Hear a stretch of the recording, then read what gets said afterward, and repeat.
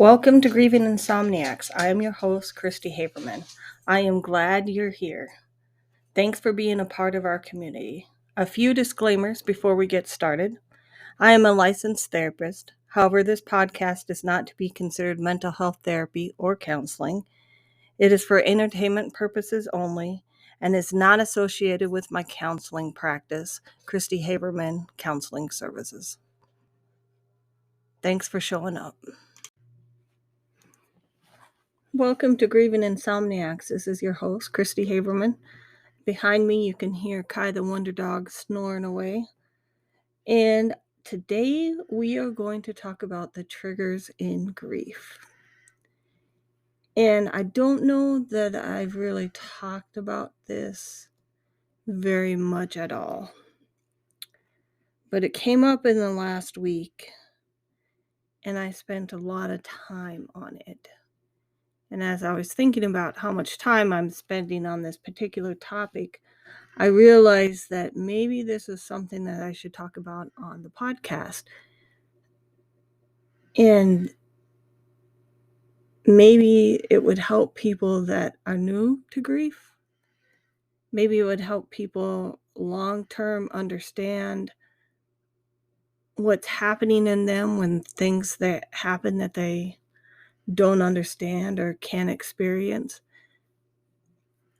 And so I just wanted to talk about this a little bit. But in order to understand what's happening, we're going to go back and forth from the past to the present. So let's talk about last week. So starting about Saturday of last week, we started getting notifications that we were going to get a severe winter storm. On Friday, my husband got some information about a medical issue that he is struggling with that was going to make shoveling a little bit difficult.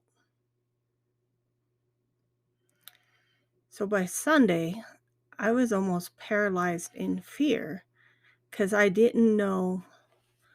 I drive 20 miles up a mountain to go to work. So if I made it up on the mountain, it was a real possibility that I wouldn't be able to get home. But if I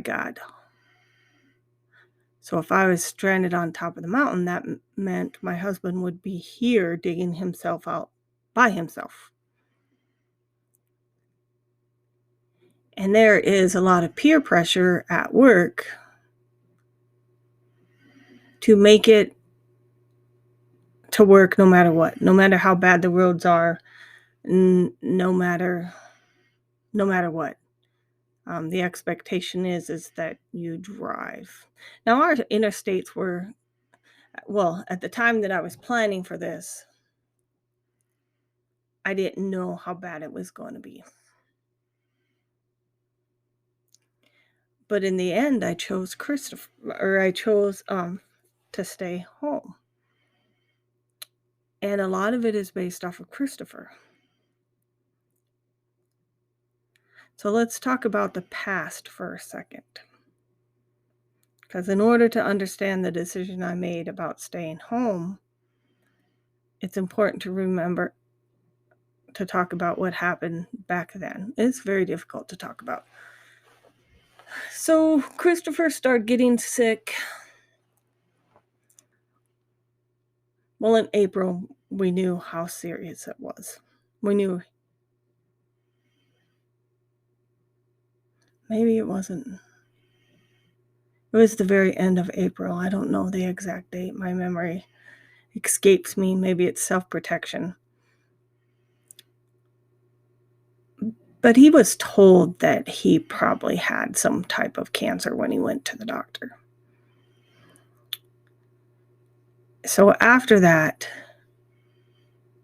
he went through a lot of tests, and he was, I think it's 3,000 miles away from us to Louisiana, but he was far away.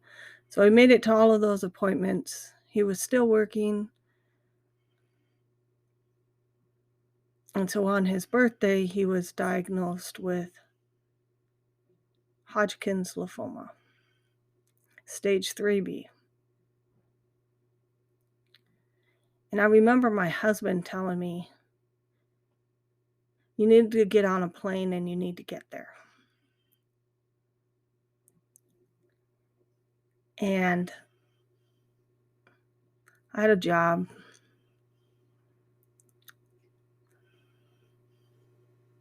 And I had left a job recently. I didn't have a lot of money. There's all those excuses why, right? So I didn't have a lot of money. I thought my job couldn't live without me. At the time, I was in private practice. I was writing assessments. I had to get this done for the court. I had to get that done for the court. There were so many reasons why. And I remember calling Christopher. And by then, he wasn't taking my calls. So once he found out he had Hodgkin's lymphoma, he just quit talking to his family. Still don't understand that. And all the psychic readings I've had or the mediumship readings I've had, there are no answers to that question about why that occurred. I just don't know. But he did text me and tell me that he did not want me there.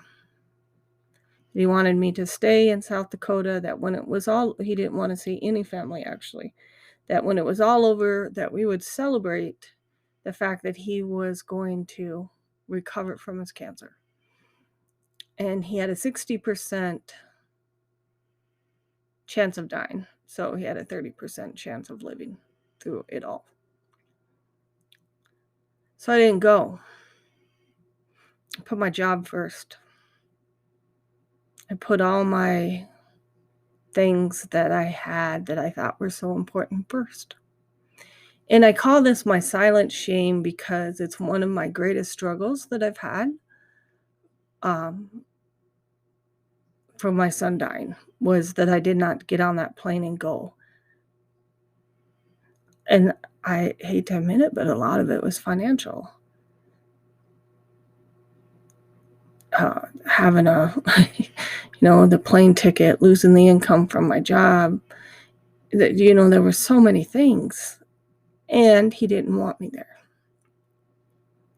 But I could have just shown up. I really could have just shown up. And so it's been one of my greatest regrets. So he dies. And I felt so guilty about not being in there. In order to understand why I felt so guilty, maybe we should talk about that a little bit too. So Christopher had his first chemotherapy appointment on June 17th. The night of June 17th, he stayed with two of his friends so that, he could have assistance. And it really breaks my heart that he stayed with friends instead of letting me come, but that's what he chose to do. And he kept getting sicker and sicker that Friday night. So on Saturday, he goes home to his own house. And from what I understand from his friends, he wouldn't let anybody come over. He just wanted to be alone. And Christopher was the epitome of the strong, silent type. So he was just wanted to be alone. His friend Brittany used to be his girlfriend, but they were very close. He would allow her to come over. So she went over and stayed with him, tried to take care of him. I don't think she realized he was dying. I don't know if Christopher realized he was dying, but he was. Kept getting sicker and sicker all that Saturday. And then on Sunday, they decided it was time that he had to go to the hospital. But he was too weak. Christopher was 6'3", 180, 190 pounds, had a lot of muscle. You never would have known by looking at him that he had cancer because he had, looked like a strong, healthy young man. So they had to call an ambulance. The ambulance takes him to, I can't even remember the name of the town, begins with M. Minden. Takes him to Minden, to the emergency room. Minden says, okay, you're a cancer patient. We can't treat you here. So they took him to Willis Knighton's Cancer Care Treatment Center in Shreveport, Louisiana. Now, they checked him into the hospital with no monitoring equipment. So nothing to measure his heart rate, nothing to measure his oxygen, because he looked like a healthy young man. They clearly did no medical tests, nothing like that, but he had no equipment on him. But he still was in some really severe pain.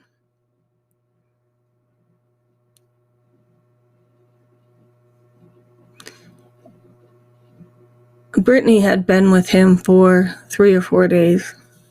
Well, no, 2 days. She'd been there Saturday and Sunday. She didn't have any. She hadn't brought enough clothes with her, and she had planned on staying at the hospital, so she needed to go home. So she left him in the hospital room with 2 of his friends. And she asked his friends to watch over him, to keep track of what the medications were that the doctors was giving them. And left. So there's 2 people that are supposedly his really good friends. Talked about wanting to get a pop. So my understanding is they went to get some pop. They wanted to smoke their cigarettes, so they went and smoked their cigarettes. And Christopher died in that room with them. They were laying there next to a dead body and never noticed.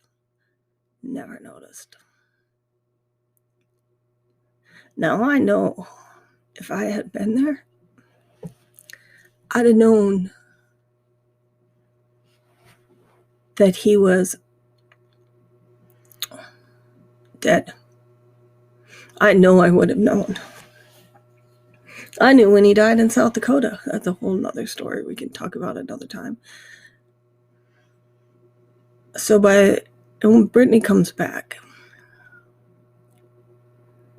and I'm not going to say those other 2 people's name because to me, they're dead to me. So Brittany comes back and says, what's wrong with him? And they said, oh, well, the nurse came in and gave him some medication and said she tried to shake him awake and was like, there's something wrong with him. So she ran out to the nurse's station and they came in and tried to do CPR to revive him. But they couldn't revive him because he'd been dead too long.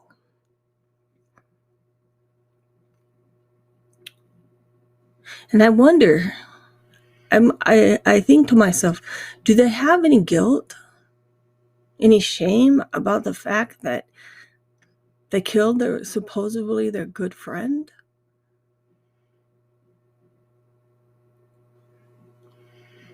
Like, they were so horrible to us too.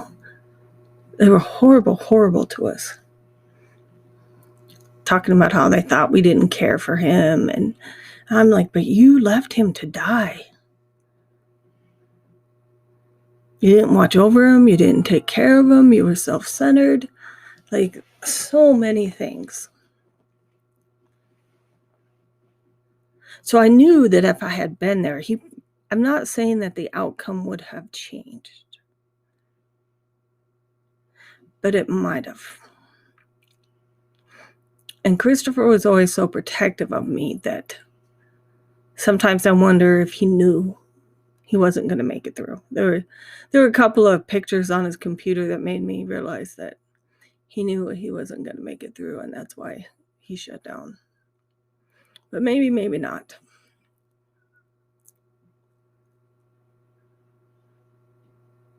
And so he dies.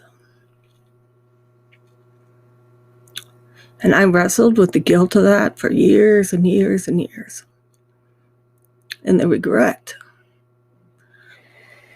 Because I've always gotten my sense of self-worth, my sense of identity from work. I didn't have loving and caring parents that told me I did a good job just being a human being, just being me. I always had to be something, strive to be better, because I got all of that validation through work.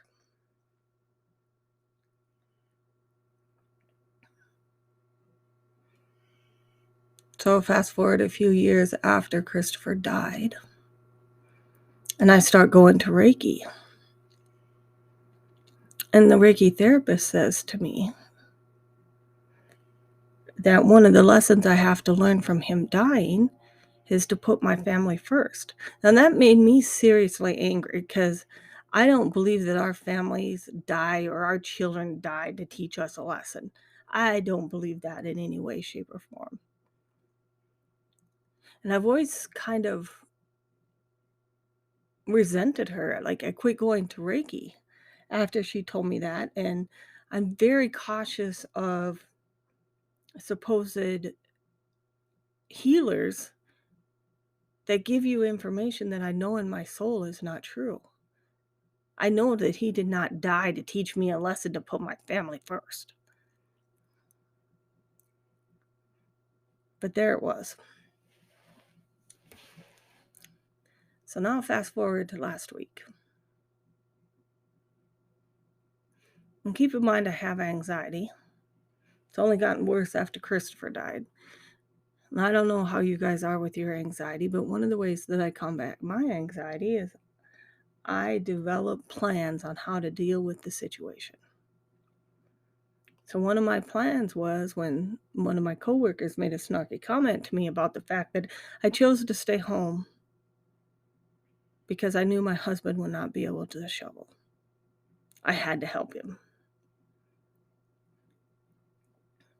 And that turned out to be a fact. We were snowed in for 4 days. We shoveled out twice. So the first time it was like above my knees.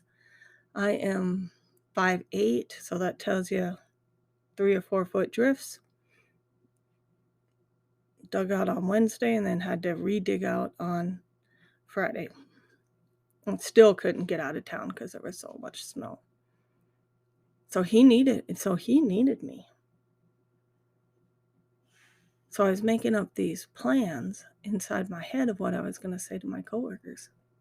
It's like, okay, so do I tell them the story of, well, I never put my son first and he died alone in Louisiana without me? And do I tell the story of my secret shame? But then these are people I have to look at every day, and they're not supportive people. Coworkers aren't. There's no expectation of that. They're not friends. There's no expectation of that. So do you want to share this kind of information with those kind of people? No. Do I have to explain myself at all? So I was creating all of these plans inside my head. And I actually went in on Saturday to get some work done because I was so far behind.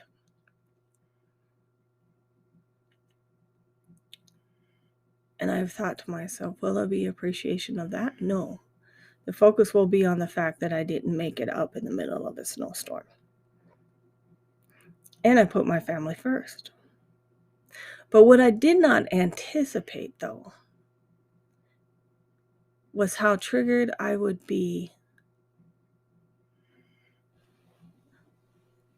about Christopher in this situation. Like, I know that I'm traumatized because he died. And that was a traumatic event for me. But I can't tell you how much of my mental bandwidth was spent on reliving that situation. Reliving the shame, reliving the guilt, reliving how much I wish it would have been different. How much I wish I would have gotten on the plane.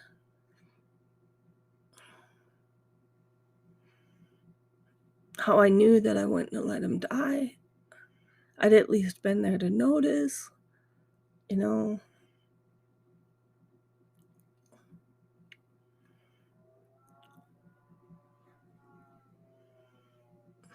So I'm reliving this over and over again.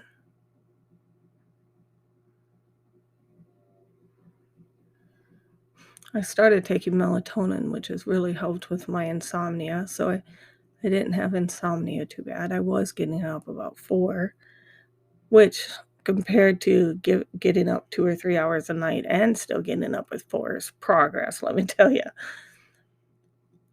So I was just really surprised. And it doesn't help that it's Christmas, right?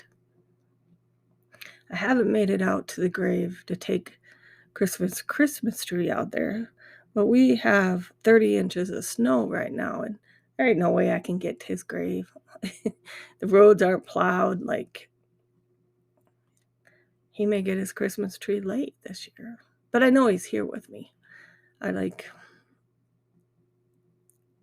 That's for my comfort, not for his. He knows that I appreciate him. And so going back over this, when I was thinking about the podcast, and I was like, people get stuck in our grief. And this is one place that I got stuck for a long time, about feeling like I abandoned Christopher. And he died alone.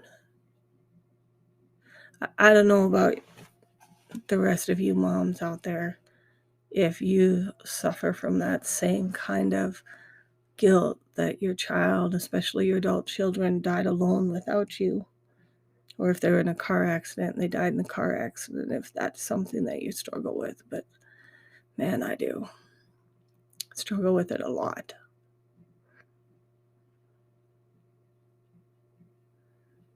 And so I think about, I will do anything to not feel that again. So if I stayed home from work so that I could protect and take care of my husband, I'd do it again in a heartbeat. But what I need to somehow stop doing is spending so much of my time trying to figure out a solution for it and just be confident in my decision and not let my coworkers' comments get to me. Because they never say them directly to your face. They're always snide comments. You know how that is. Everybody's experienced that, I am sure. And I don't know, maybe they're angry and resentful because I have the ability to take care of myself. But man, I paid a high price for it. Such a high price for it. Like, why would you risk your life? And see, that's the other thing. I have a life. I have grandchildren. I have a husband that loves me. I have a living child that loves me. And why would I want to do that to them? Christopher dying was hard enough on our family. And I know I can't protect them from forever, but I know that I shouldn't do anything to speed it up, because it will be hard on all of them.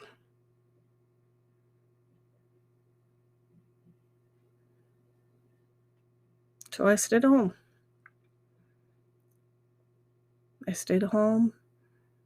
And I knew I made the right decision. It's just difficult being confident in that decision.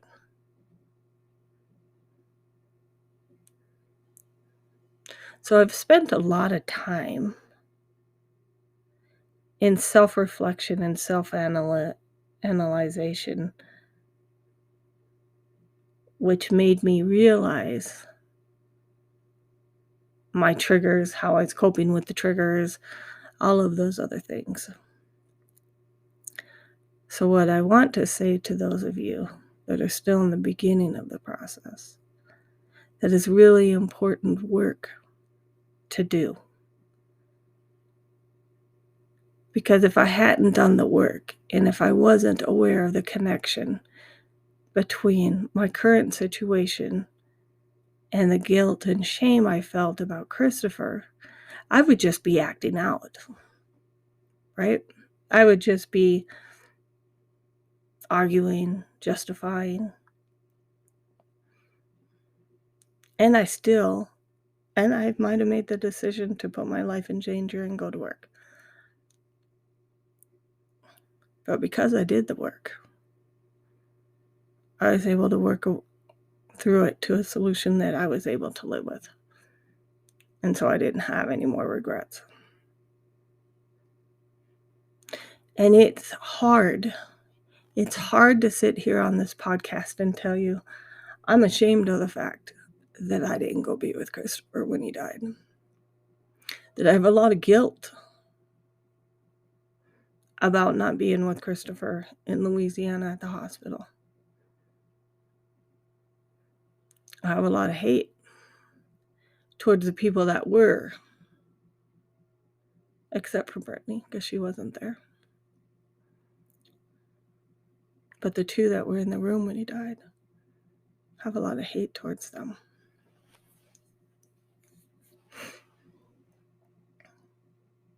In fact, I haven't put this podcast out there around his friends because I don't know what they would say.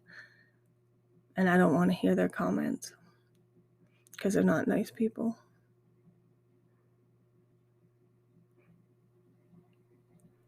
But it's hard. It's hard admitting these things. But as I've told you over and over again, that one of the reasons why I started this podcast, someone has to be first, right? Someone has to be first to talk about these things, to talk about that it is okay to say, I'm ashamed, that I feel guilt and I feel regret. And this is very much a part of grief. And it's part of grief that we have to learn to walk through. That has to be a part of it. We have these full range of emotions surrounding the death of our children.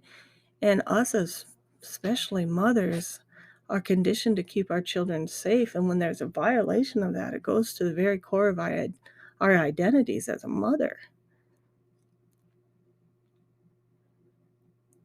And I know it impacted me.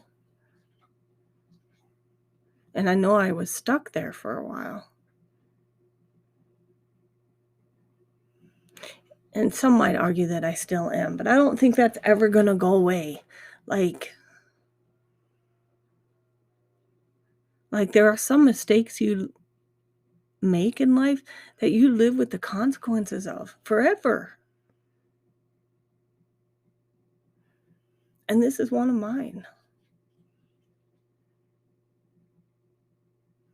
I imagine that people that are in car accidents that, cause serious bodily injury to themselves or someone else want to go back and change the outcome of that situation.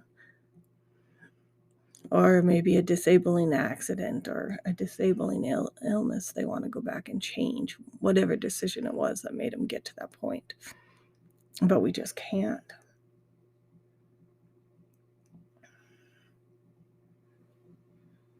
So that's my story. That's my secret shame.